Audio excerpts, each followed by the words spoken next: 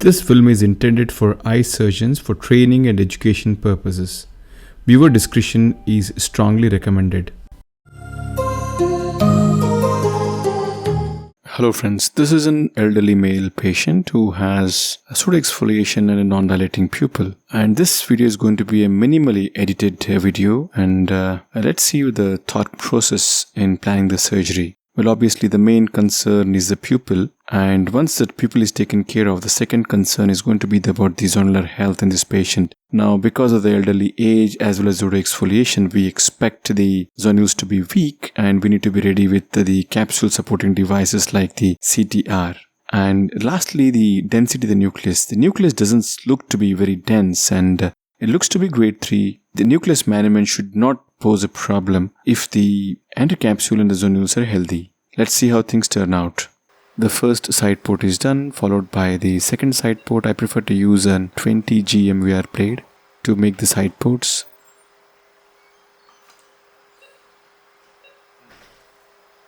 Time to fill in air bubble followed by dye. And as I'm trying to maneuver the cannula inside, I feel there's a sort of a positive pressure. I'm unable to go in with the cannula towards the pupil. So I come out and refill the chamber with air and again go ahead and inject a little bit of dye.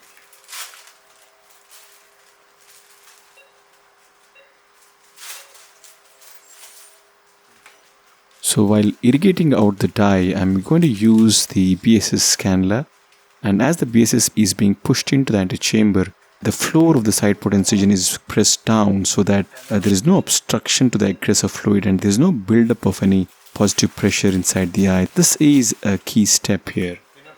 Now is the time to reform the chamber with OVD. Dispersive OVD is placed into the antechamber. The globe is stabilized with a second instrument. A posterior limbal incision is made. And then using a 2.8mm keratome, the main wound is constructed. We go at least about 2mm into the cornea to create the corneal tunnel and then perforate the Descemet's membrane to enter into the antechamber. Now is the time to deal with the pupil. Now I am using a Bhex device in this patient, but as we all know, it would not be very effective when the pupil is very rigid like this case. So in such situations, we would have to pre-stretch the pupil before using the Bhex device. That's the best way to make the Bhex device efficient.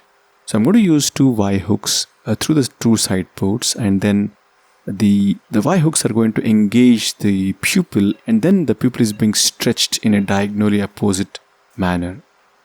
After stretching it in one direction, the hooks are disengaged and the diagonally opposite area is then hooked and then stretched again.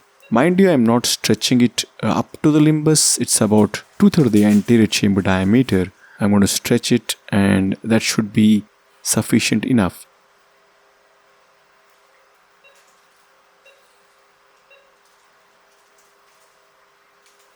So usually I prefer to stretch it in 4 directions, and now it is done.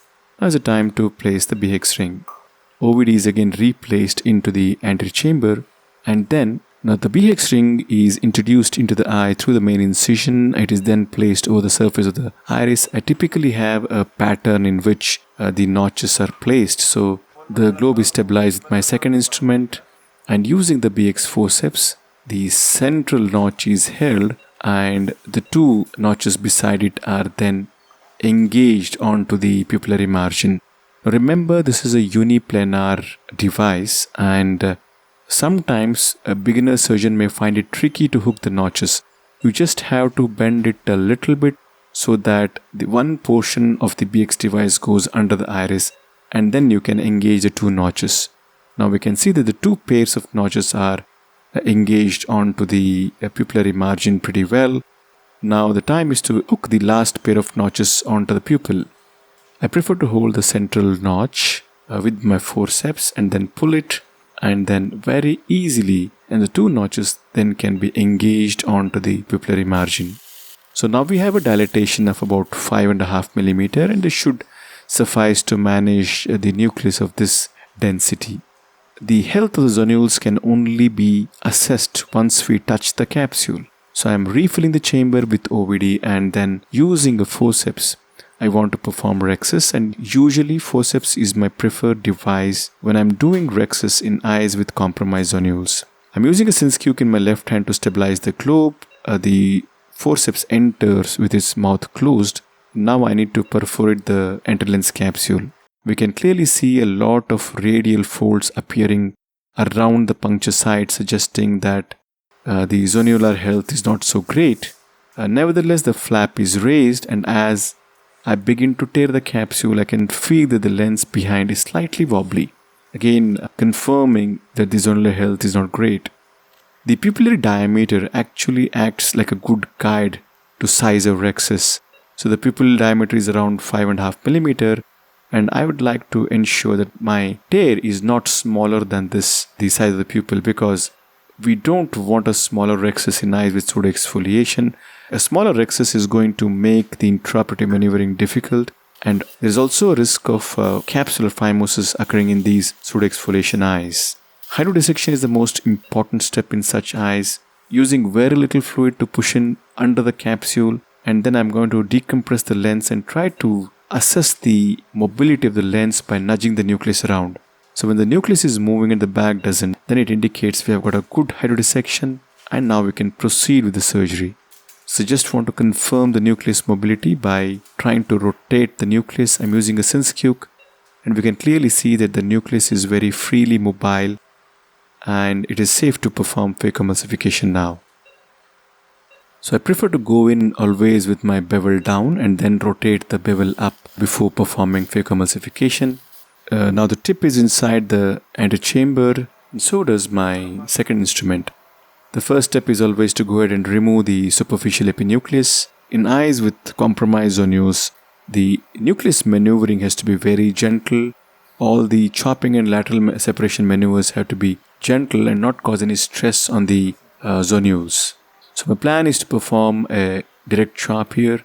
The tip is buried into the substance of the nucleus, the chopper goes down vertically, and then there is a lateral separation maneuver.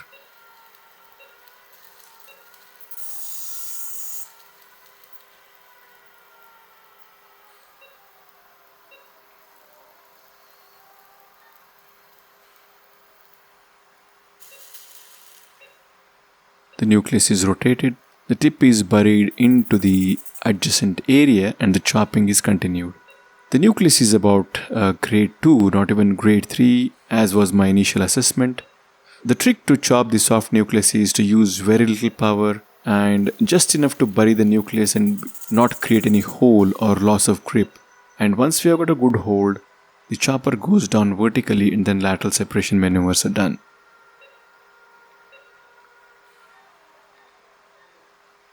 The process is repeated so that we have at least about 6 smaller fragments.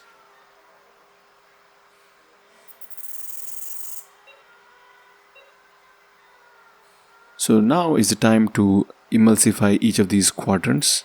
Getting the first piece out might be a little bit tricky because all the fragments are very snugly packed against each other. So the trick here is to identify a piece which is relatively free and then pull it out of the bag and then emulsify it.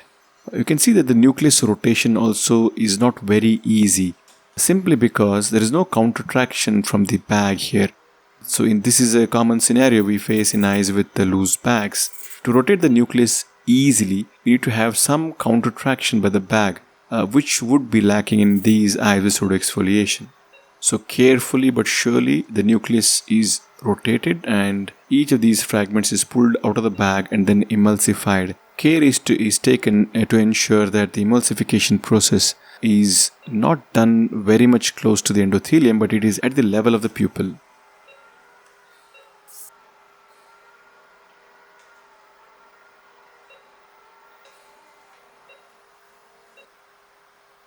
The iris is trying to sneak out through the side port, and this is a common scenario. Whenever we stretch the iris a bit, it tends to become a little bit floppy. I'm just placing a small amount of OVD on top of the iris so that it stays put.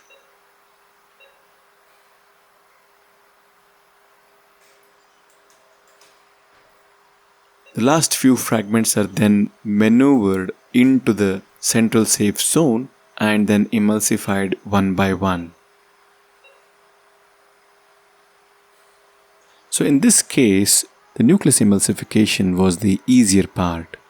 So dilating the pupil and dealing with the loose zonules was a challenging aspect.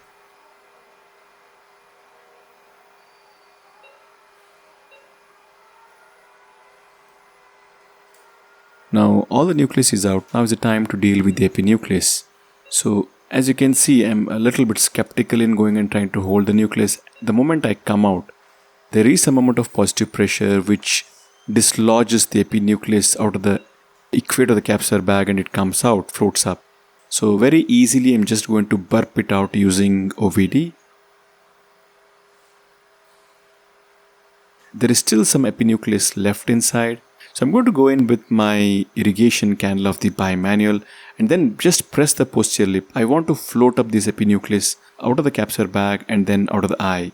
So this is a simple way to deal with the epinucleus, especially when we are having a positive pressure. This is expected in this case because we are having a zonular weakness and the zonular barrier might not be great. So time to remove the cortex now. Again, we need to remind ourselves that complications can still happen at this stage. Zonular dehiscence is a more likely complication in trying to aspirate the cortex, because if we engage the anterocapsular margin when trying to remove the cortex, especially because we are not seeing well, we might cause zonular dehiscence in such eyes. So I'm trying to retract the pupil with my right hand so that I can see well, and that's the advantage of having a bimanual I&A system.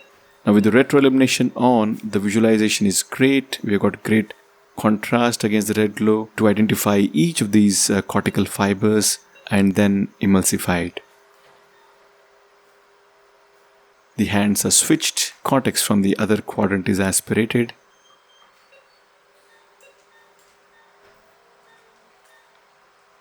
I can feel that the posterior capsule is slightly tented up. This is purely because of the fluid misdirection, but it's not grave enough for me to be overtly concerned. I'm just trying to flush the posterior capsule with BSS, which is customary for me, just to clean up the posterior capsule. The capsular bag is now inflated with OVD. I'm using a cohesive OVD, that is sodium hyaluronate 1.4%, to form the bag, and then the CTR is threaded in. Now this is my preferred way of inserting a CTR, that is through the side port. Well, obviously, there are many ways to insert it, but this is my preferred way.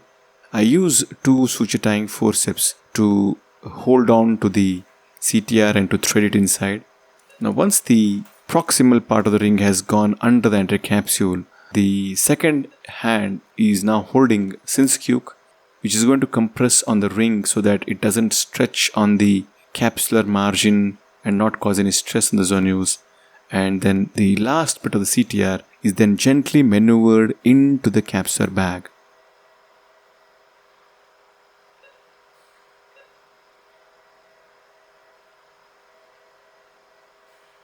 Now is the time to place the intraocular lens. In this case, I'm going to place the lens in the bag as the zonular weakness is not very great, and I think lens in the bag is going to do well in this elderly patient. Now this is a single piece hydrophobic lens. The lens is loaded into the cartridge. So again, I prefer to always stabilize the globe with my second instrument. As I told earlier, there is a little bit of a lack of space in the antechamber. The iris is trying to come out because it has become floppy. And in these situations, having a good space maintaining agent like a cohesive OVD is a good trick to bank on, because the capsular bag is kept inflated, the lens is placed into the bag, and I'm going to use a Y-hook just to confirm that both the haptics are well and truly inside the bag, because we don't want to miss out on one haptic being outside the bag or something, because apart from the lens decentering, there's always a risk of UGH syndrome happening if the haptics of a single piece hydrophobic lens are in the sulcus. There's a good way to check for it. The Bhex ring is now to be disengaged from the pupillary margin and then pulled out.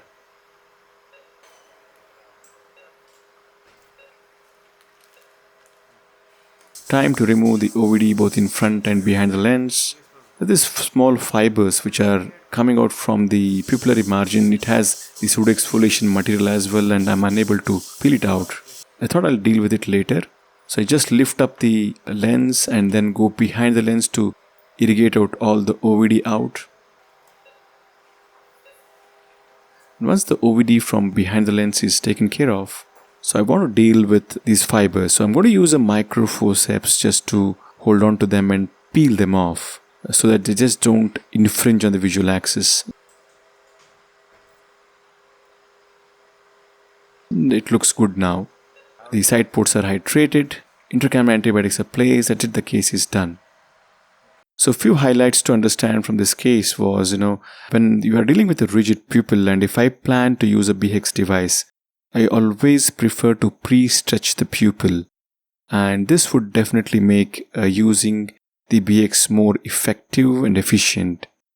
Of course, in these eyes, we also have to expect compromise on ocular health, and we need to be ready to take adequate steps to deal with it. So that was it. Thank you for your attention and hope you found this helpful.